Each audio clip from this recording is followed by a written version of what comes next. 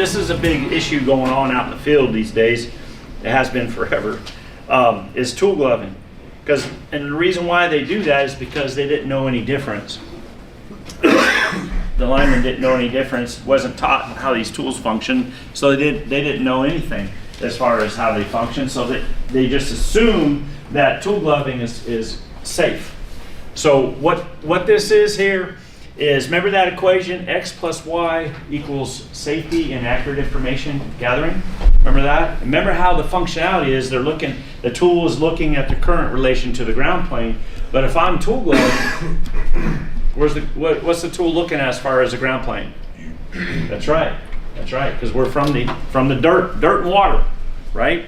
So this is unsafe. But what happens is the equation goes from X plus Y equals Z to X plus Y plus U equals no safety and inaccurate information gathering. You're talking about using a tool that gives you approximate. Well, that's what you're going to do here. But not only that, it's unsafe.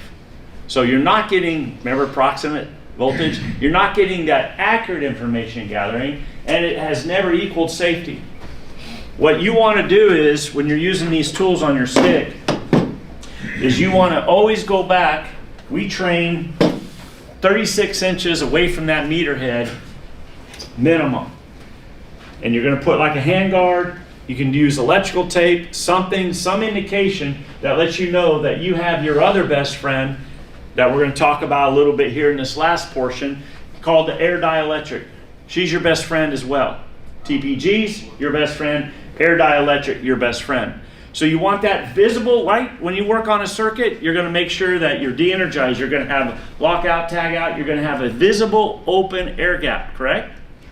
Well, that's what we're doing here. Visible open air gap. Keep the equation X plus Y equals Z, not X plus Y plus U. Because what happens, remember how these meters work. They have so much surface area. They're so large. Whoever tools you use, that's how large it is. That's just a fact. And they use that mass in relation to that current flowing through it to give you an accurate reading in relation to the ground plane. But what happens is, if you take, switch this around, if you take your tool in your gloved hand, your tool, what happens, it becomes a bigger tool, correct? Because now the tool's this big plus me big. So now that the information that it's gathering is so incorrect, it's a joke. And it's never been safe. Never. Okay? So make sure you stay back. Keep your air dielectric. I was doing training in California, a large utility in California. After the training, a journeyman lineman came up to me, all gray-haired, probably 25, 30 years experience at least. And he came back to me, and afterwards, everybody's gone because he didn't want to talk to me with people listening. And he had a horn and light meter, and no one ever told him that using tool gloving was unsafe practice. No one ever told him that. The company, all their linemen, none of them knew. And they weren't sharing, they weren't training.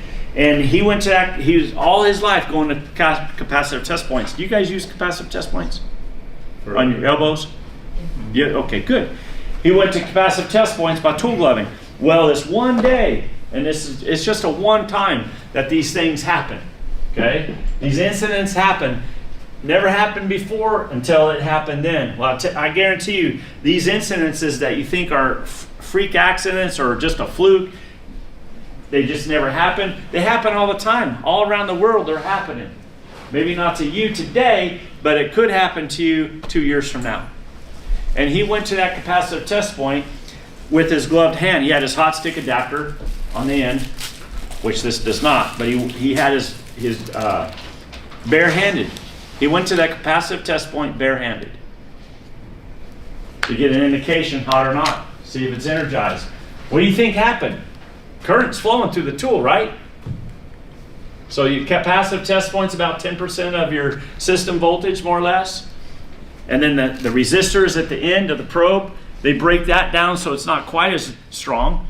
But whatever it was, maybe 100 volts or something, when he went to that capacitive test point, he felt that 100 volts. Completely felt it, because it went to ground. He didn't use gloves. and he was tool gloving. And one time he decided, for whatever reason, unconsciously, he just left his gloves at the truck or at the side of the job, and he just went barehanded at one time. He'll never do that again. I guarantee you he'll never barehand his tools ever again. And I guarantee you now after the training, he won't tool glove ever again.